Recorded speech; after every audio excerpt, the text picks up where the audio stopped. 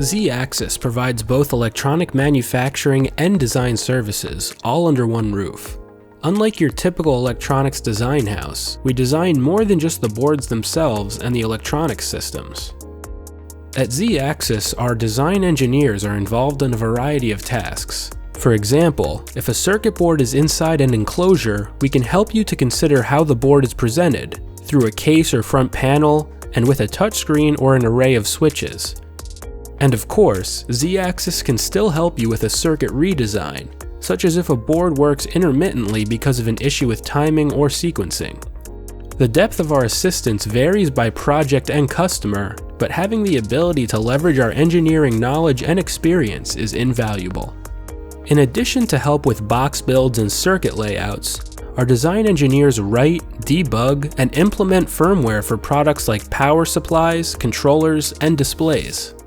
During implementation, we ensure that the firmware works within your system, and testing is always part of the process.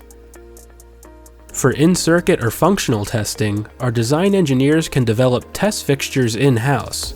Not every electronic manufacturer has these capabilities, but Z-Axis can test customer circuit boards to increase product integrity and to keep manufacturing moving so that we meet deadlines.